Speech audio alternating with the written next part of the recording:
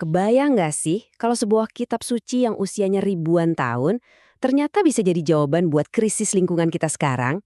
Nah, kali ini kita bakal bongkar sebuah kerangka pendidikan yang unik banget dari Indonesia yang melakukan persis hal itu. Kedengarannya agak mustahil ya kan? Masa sih sebuah teks kuno bisa bener-bener bikin anak remaja zaman sekarang peduli sama perubahan iklim? Nah, ini dia nih yang mau kita telusuri bareng-bareng. Sebuah pendekatan yang ya bisa dibilang sangat di luar kebiasaan untuk pendidikan lingkungan. Jadi yang kita bedah ini bukan sekedar teori loh, ini beneran panduan kurikulum yang dipakai buat anak-anak kelas 9 di Indonesia. Dan ini dirancang khusus untuk menyambungkan keyakinan spiritual mereka dengan tanggung jawab nyata ke lingkungan. Jadi ini bukan pelajaran sains biasa, tapi lebih ke pelajaran tentang nilai dan tujuan hidup. Oke, kita mulai dari dasarnya dulu ya. Bagian pertama dari rencana pembelajaran ini, akarnya ada di sebuah konsep filosofis yang diambil langsung dari kitab Kejadian.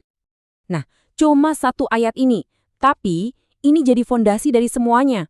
Ayat ini ngejelasin ide inti bahwa peran manusia itu bukan sebagai pemilik alam, tapi sebagai pengelola atau ya penjaga yang bertanggung jawab. Ini benar-benar mengubah cara kita melihat posisi manusia kan? Nah, kuncinya itu di kata amanat ini. Jadi, ini bukan cuma sekedar saran atau ide bagus. Dalam konteks pendidikan ini adalah sebuah tugas ilahi, sebuah tanggung jawab yang diberikan langsung untuk secara aktif merawat dunia di sekitar kita. Penting banget kan? Dalam setiap cerita yang bagus, pasti ada konfliknya kan? Nah, setelah dikasih tugas yang mulia tadi, kurikulum ini ngajak murid-muridnya buat hadapin kenyataan pahit. Gimana kita sebagai manusia ternyata udah gagal memenuhi janji itu. Coba deh lihat perbedaannya. Jauh banget kan? Di satu sisi ada tugas buat merawat dan menjaga keharmonisan. Di sisi lain, realita yang kita semua tahu. Kerusakan di mana-mana, kelalaian, bahkan eksploitasi. Kurikulum ini nggak main aman ya. Murid-murid diajak buat berhadapan langsung dengan kebenaran yang nggak enak ini. Tujuannya apa? Biar krisis ini nggak cuma jadi angka atau berita jauh. Murid-murid ini diajak buat nyambungin kata kelalaian itu sama gambar-gambar nyata yang mereka lihat di berita. Deforestasi, polusi, kepunahan hewan. Jadi dampak dari kelalaian manusia itu dibuat jadi sesuatu yang nyata dan nggak bisa dibantah. Tapi tenang, ceritanya nggak berhenti di situ, di bagian sedihnya aja. Setelah masalahnya diurai dengan jelas, fokusnya langsung berbalik. Dari masalah, sekarang kita ngomongin soal harapan dan pemberdayaan. Sebuah panggilan untuk bertindak. Nah, ini dia nih, intinya. Rencana pembelajaran ini dirancang buat ngebakar semangat di dalam diri para siswa, mendorong mereka biar nggak cuma tahu doang soal masalahnya. Tujuannya adalah untuk menginspirasi mereka biar jadi bagian aktif dari solusi, mengubah kesadaran jadi tindakan nyata.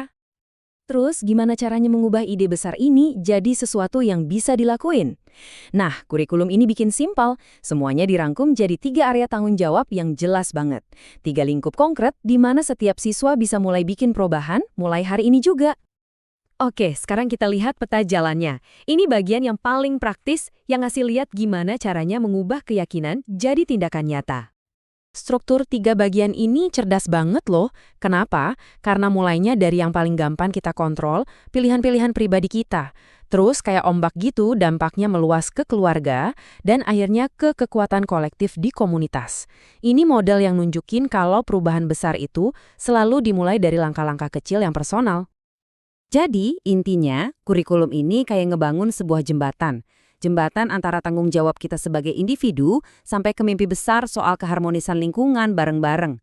Ini pengingat yang kuat banget bahwa tindakan kita masing-masing, sekecil apapun, itu kayak benih yang kalau dikumpulin bisa menumbuhkan hutan perubahan buat semua.